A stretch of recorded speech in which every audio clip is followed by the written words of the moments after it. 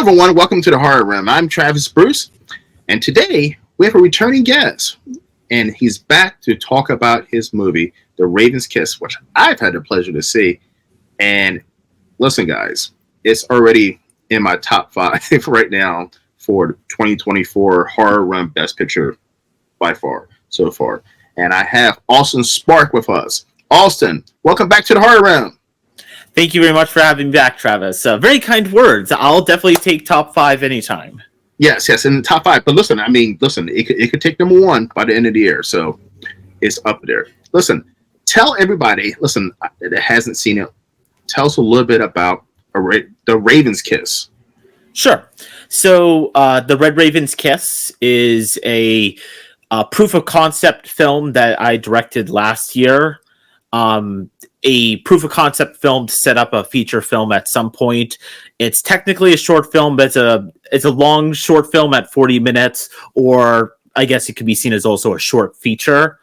For found footage fanatics, it's a found footage murder mystery.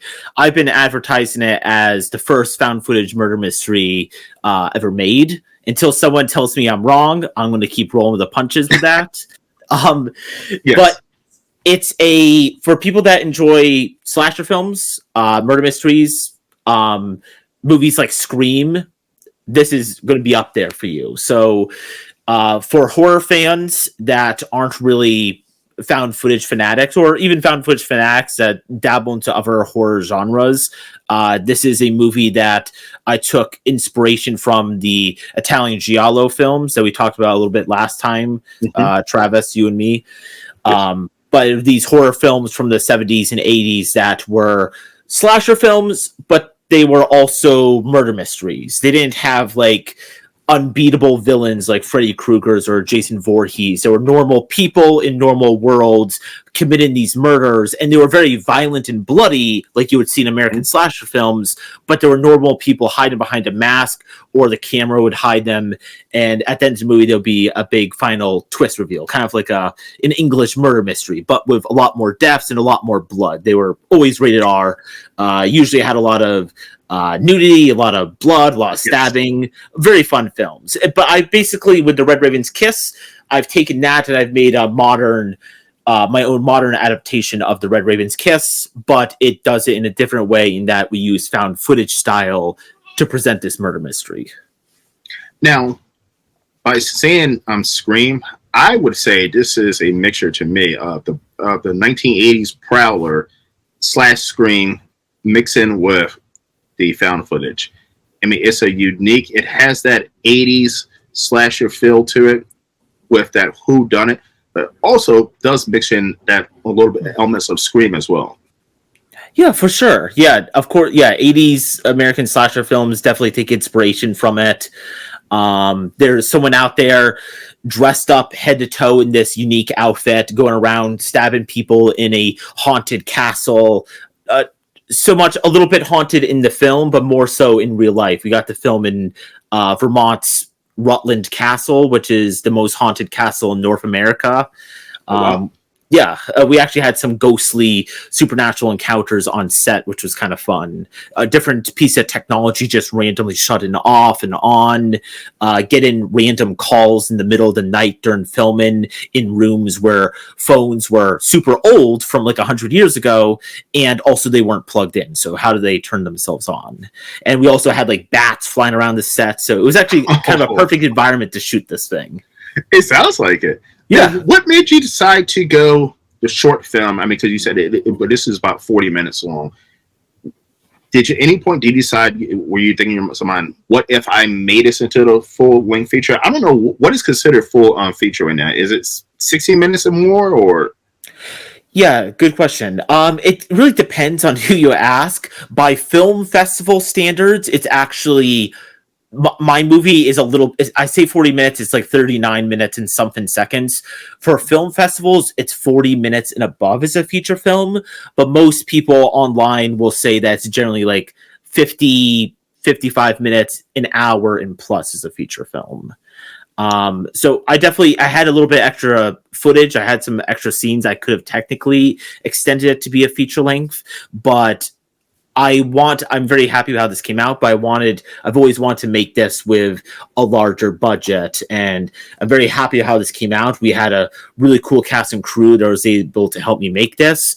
But Vermont doesn't have a ton of film people, so while we had a very because it's an ensemble murder mystery, we had a good sized cast. For a crew, it was mostly just me, one makeup person half the days, and one guy that was our producer and also kind of our assistant director, who was kind of running around doing the other things when I was like directing the actors and stuff. So I've always known that I wanted to make the feature film with an actual full cast and crew, but this was a nice stepping stone to get there. And I think it's a very good film on its own, but I think it could be even better in the future when there's more money for it.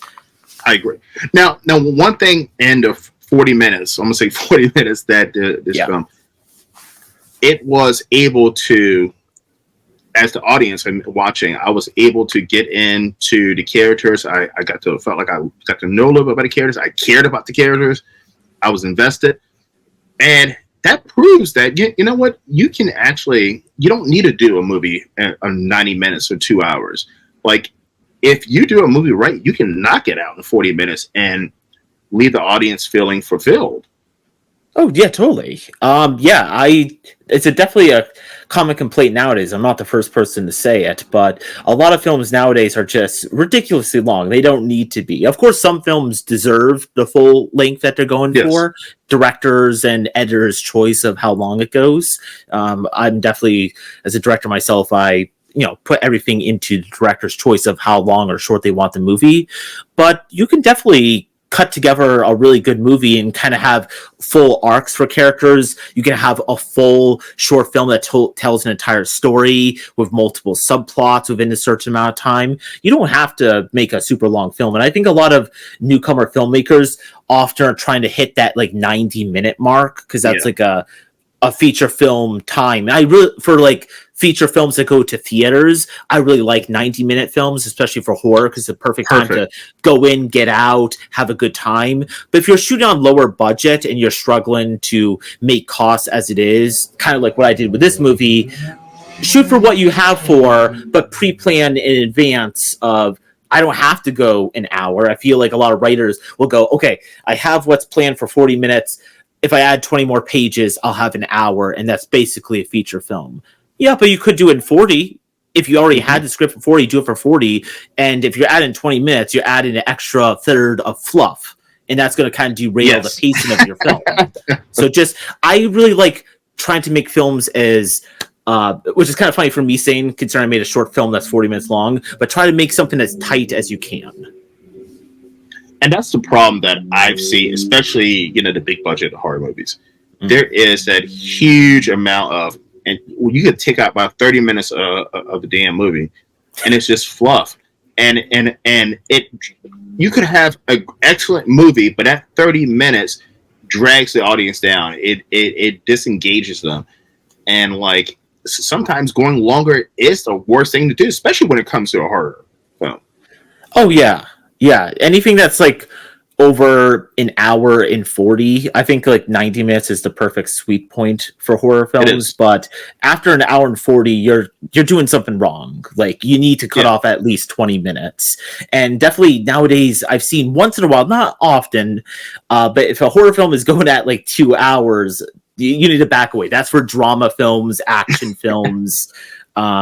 Romantic comedies know their point. They also do usually an hour and a half, although sometimes you get a random one that's like 2.5 hours. Horror films are generally a good time point, but sometimes they're just way too long. The two horror movies that I saw in the theater, and I said this before, but they were over that 2 hour mark, and I was dying. And one of them I enjoyed, but I was like, boy, you could have knocked off 30 minutes, and that was Terrifier 2. Terrifier 2, I think, was like 2 hours, 2.5 hours long. Yeah, that's unnecessary for a horror film. Yeah, and it was a lot of filler in that movie. A lot. It was a lot of filler. And Halloween Kills would have been a great movie if you would have knocked out that whole half an hour of the hospital crap. If you would have knocked that out, it was a great movie. Yeah. it's sad because probably by taking that out, it would have become a great movie, maybe as good as the first one in that series, but definitely not by adding so much fluff to it, like you said.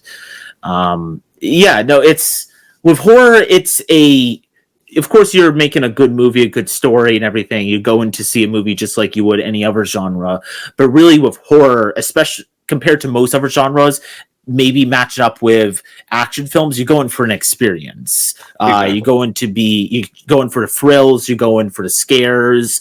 You're also going for a good story, of course. But if you go in for like an excitement level, it's like going to a roller coaster that goes on way too long. Like you kind of like remove, yeah, for a half hour. You don't want to be on a roller coaster for a half hour. You're gonna get bored by like the fifth minute. Roller coasters are fun because they're nice, short, and sweet. And you're kind of compacting all the thrills within that, which is why they go so fast and everything. And that's how I feel horror films need to be, and for the most part they do. But like what you said, Halloween Kills and especially Terrifier 2, cool movie. I love what they were able to do on that budget, but also like you don't have Halloween 2 budget. Why are you making a 2 hour and 20-minute long horror film on a lower budget? And you did a great job with that, but way too long. Yes, because I mean I saw that in the theaters and I was like, like where's this going? Because it was this whole the whole TV show with the clowns and the kids. I was like, where is this fucking going? Like, does this tie into anything? And it tied into nothing. I was like, well, who the fuck put that in? It didn't tie into the story at all. Yeah, I'm not sure. Yeah, that was kind of disappointed. And like the scene was interesting enough, but yeah, if it doesn't tie in and it extends an already long movie, like why put it in there? That kind of falls down to the editor, I guess, the writer and director as well. I actually don't know if the director also edited it. Maybe not. Sure. Usually not. But like as an editor, you need to tell the director, okay, we're at 2 hours, 15 minutes. Let's take out a chunk of this. Now, did you edit the A Red Raven's Kiss as well? I did. Or? Yes. So with this, okay. I kind of I wore with this kind of movie, when you're shooting in Vermont, when you're shooting on a lower budget, directors should wear a lot of hats, and I definitely did. So I'm the writer of the movie, I'm the director of the movie, I also edited the movie. I know because I've been working on this idea for a long time. I've been kind of scheming it, I've been outlining it, I've been plotting it for the feature film for 2.5 years or so, give or take. And it was only last year where I decided to bite the bullet and be like, you know what? Halloween is coming up soon. I wrote this castle, and they said it would be cool of me shooting there when they didn't have, like, when the castle wasn't rented out. This is kind of a unique concept idea of a found footage murder mystery where also it's non-linear storytelling. It would be better for me and easier for me to get the feature film made if I have some kind of proof of concept film. So I just went ahead and did it. But doing so and doing it last minute, I wasn't able to apply for any grants. I wasn't really able to do a lot of crowdfunding. The crowdfunding we did was after the film was completed. So the money for that was just used for extra stuff, post-production basically, and also to kind of help pay for the payments we did during the production. So when you're shooting on a lower budget like that, I kind of took over as many hats as I could. But also because I've been thinking about the movie for so long, I knew exactly what I wanted. So I knew what I was going to write. I knew what I was going to direct. I knew how exactly it should be cut together. For the feature film, I'll be writing it. I'll be directing it. I'll probably be helping along with the editing, but I'm not an editor by career path. Yeah. Now, did you have someone oversee? Because even when you were doing the editing, did you have another set of eyes on the editing process? Nope. To make sure? Not at all. Well, good job. Thank you. Pretty much, it was no one saw the movie until like 3 days before the premiere when I showed it to my wife, and that was it. So the whole time I was like, I think this is a good movie, but I've not shown it to anyone, so I hope it's a good movie. So I had to watch it first. Yeah, it is. Yeah. No, I was stressing. But we had a good turnout at the premiere. We had almost a full house, which was great. Nice. We did a Q&A after the show. where we talked about the movie for a while, and we had a lot of great audience participation. And and right now I'm just jumping into writing the feature film adaptation. Sweet. And was this the first horror movie that took place in Vermont? So I'm trying to think of any. Or are there any? There's like short films. We have a small film festival in St. Albans that does short films. It's a short film horror film festival, but those are 10 minutes or less. And those are made by like indie people. So there's not like any production companies coming through and putting their movies there. But in terms of like feature films, or in this case, near feature films, I don't think so. Which is kind of surprising because Vermont has a lot of legends, ghosts, supernatural encounters, and cryptids. Like there's a lot of like random cryptids in Vermont. But outside of like some short films, there's no feature films, which is kind of surprising. Yeah, I'm sitting there thinking, I'm like, I think every single movie, including Maryland, because we have the Blair Witch Project, every state has a horror movie that's like takes place, and I'm sitting there like thinking, which one is Vermont? I don't think Vermont.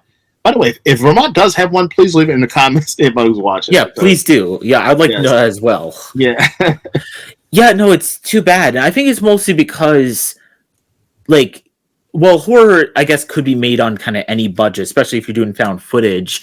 But for larger productions, sadly, Vermont has no incentive for filmmakers outside of indie directors to film there because there's no tax breaks, unlike other states, especially like Atlanta, Georgia, different spots in the U.S., New York now, North Carolina especially. Like these states are given nice tax breaks for film companies to go there, and now we're getting a really cool thing in film now that it's not just California, it's not just New York, it's starting to spread to Canada, going down to Phoenix, Florida. It's starting to sprinkle out, which is good because we get stories that are set in new areas. We're not just getting classic New York City or LA Hollywood lights for story locations. But for Vermont, it's a very artist-bound state. There's a lot of artists here, but sadly the government doesn't supply the resources for people to be profitable as artists in the state. There's like barely any grants are given out, and when they do, they're mostly for like important subjects, like documentaries on certain subjects and whatnot, but not for like genre. It's definitely not genre films like this. And most like feature films in general, no grants given out to people that work or live within the state. And for larger production companies, there's no tax breaks. So if anywhere is to ever have a Vermont location, almost every time you see it, it's like filmed in New York somewhere. Okay. That's a damn shame because, I mean, I know Vermont is a pretty liberal state, and usually liberal equals artistic, and arts and stuff like that. In most states, and like it's wild that they don't have anything.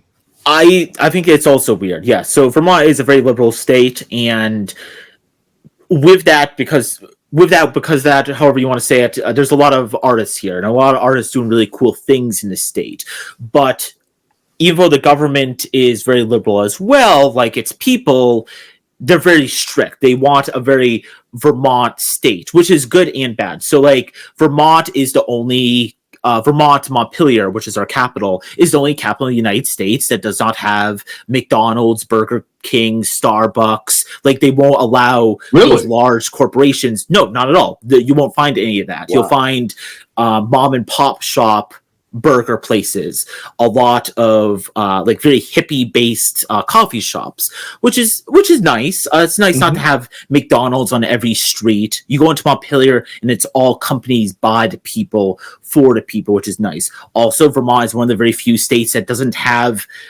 billboards on the side of the highway when you're driving up and down the roads, which is nice because they're distraction. They're kind of ugly looking. They take away from the scenery of Vermont.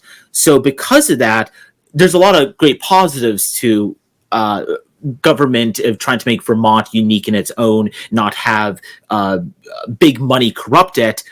But on the other hand, then it kind of seeps into other things like the arts of we don't want to give tax breaks because we don't want all these production companies to come here and make Vermont a little bit different. It's kind of restricted, and I think that, especially in a state that's pretty small, like we only have like 700,000 people, not even close to 1 million people, and a lot of young people are moving out of the state because there's not enough for us here, and things are expensive here as it is.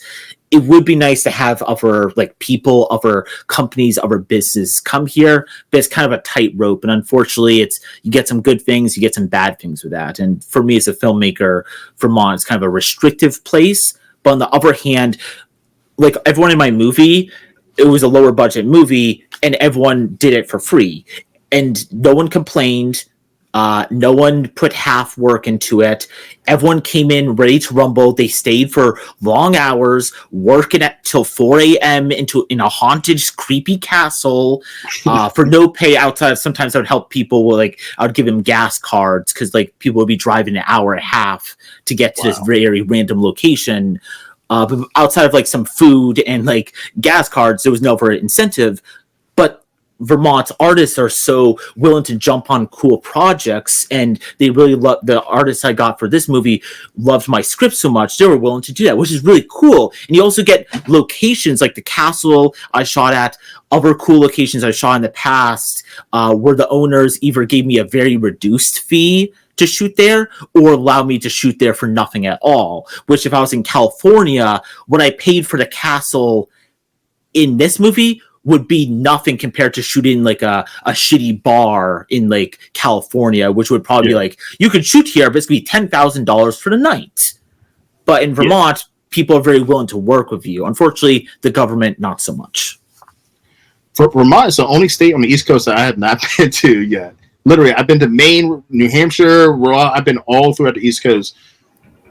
Vermont, but there's 3 reasons why I've not been to Vermont. It's because there's no horror conventions that I know of. They don't have a professional sports team. I love going to see pro teams play.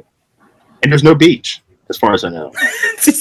Yeah, those are all good reasons not to go, unfortunately. So for sports, it's really you're a skier or you snowboard. That's kind of it. We used to have a semi-professional basketball team. Unfortunately, it went bankrupt, even though a lot of people showed up for it. They just lost money. So we really only have like a AAA baseball team of the Vermont Lake Monsters, and that's it. Okay. Which is sad. For sports fans outside of like colleges, which also for college sports, they're all like Division III, except for like University of Vermont, which is like a weak Division I school, which is only good at basketball sometimes. Sports is unfortunately not a great thing here. And horror, there's no horror conventions outside of once per year for one night horror film festival, which is on the smaller end. But it is a beautiful state. I do hope you come by at some point. I'm definitely going to come because, listen, my goal is to see every single state, and I have 6 left, I think.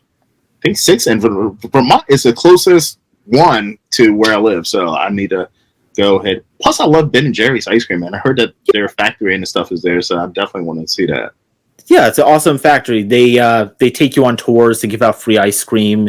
And if you went to New Hampshire, as someone from Vermont, I take offense to this. If you went to New Hampshire, you need to come to Vermont. We're way better than New Hampshire. Listen, you guys have to be better than New Hampshire. New Hampshire is a shithole. It is. Well, it is a total shit. But I was going to New Hampshire through to Maine. So, that's what all it's good for. And going down to Boston. And I stopped in Manchester, and I never seen. I'm not going to say what I seen, but I'll tell you off camera. I never seen some shit. Like, I was like, "What the fuck is this?" But it's the poverty there is unbelievable. Yeah, it's sad. Yeah, New Hampshire. Yeah, we're not gonna spend the whole episode shitting on them, but they're definitely inferior Vermont. I'm sorry for anyone that lives in New Hampshire. Listen to this, but if you guys have been to Vermont, you know it's true. Come on. Yeah, New Hampshire has one thing over Vermont. It has a beach. They're connected to the ocean, so you guys have that.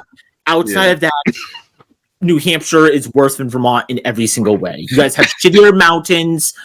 You guys are way worse as drivers. Oh, and the food is awful. The food is The awful. food is awful. There's no food scene there. It's overpopulated for such a small state. It's New Hampshire is awful. It's awful. It is absolutely awful. Like, I'm not going to do. I'm not going to do the ranking, but if someone asked me what my top 5 least favorite states I've been to, New Hampshire's on the list. I'm not going to tell you where it's at, but it's definitely on the list. Yeah. Because there's nothing there. I mean, it's literally nothing there. I mean, it's not even like beautiful scenery or anything. Nothing there. You know, like Wyoming or somewhere. But see, Vermont at least has not much there, but it's beautiful. New Hampshire has nothing there, and also looks shitty. It looks like a bomb went off there or something like. It's like a fallout zone. Yeah. No. I live in Baltimore. So for me to say that, talk about New Hampshire, I'm talking about. Shit must be really fucking bad. Yeah. They got beaches. That's it. They got an okay beach. I'm gonna lose some subscribers from people in New Hampshire. Maybe, maybe we should swap to a new topic. Right. So, are you putting your film on the film festival circuit or no? Yes. The Red Raven's Kiss I'm putting into the film festivals, and outside of that, I'm kind of doing the opposite of what filmmakers normally do and probably should do, which is, of course, publicly put your film places, either for rent or, put it on Tubi or YouTube, however you want to watch it. So, nice. If anyone is interested that are watching this interview that would like to watch the movie, sadly, it's only film festivals are going to be able to see it. People that worked on the movie, of course, and people who was able to donate some money to help us make this movie. If anyone's interested in watching it, you guys can write me, Austen Sparke, on Instagram, or you can find the Facebook page for The Red Raven's Kiss. And you can send a message there, and we can send you a link. I can either just send you the link for the movie, or if our new Indiegogo is still up when people get around to it, I do have an Indiegogo up right now, which is for basically it's like a secondary one. We already did one a while back, but it's a new one to help us with a little bit extra funds to help us complete the feature film script, but mostly to give people an opportunity to get the movie. So if people want for $10 or whatever, if you guys can do a Indiegogo donation. Normally with Indiegogos, it's you wait till the end of the campaign and then you get the movie whenever it's finished. Usually it's 6 months to a year, however long the filmmakers need. Well, the movie's ready to go right now. So if you donate now, within 24 hours, I'll send it to your email. So anyone can get it pretty instantly. Or if money's tight, just write me and I'll send it to you. It's not really a big deal. The point I'm saying is that this movie, because I'm trying to make it a feature film movie, and also because it hinges a lot on plot twists, reveals, as a murder mystery, I am not trying to publicly put this everywhere like most filmmakers would. Because even though I'm super proud of this movie, I think it's really cool, I have higher aspirations for it. And to do that, I can't make this movie too well known. Now, I apologize. Did I donate to your Indiegogo? You did. Okay, perfect. Yeah. I donate to so many that I don't... you lose count. Yeah. By the way, I don't know if anybody knows, every cent I make from this YouTube channel literally goes to filmmakers Indiegogo. So that's what I do. Also, listen it. All right, listen, everyone. Please support Austen's Indiegogo for the Red Raven.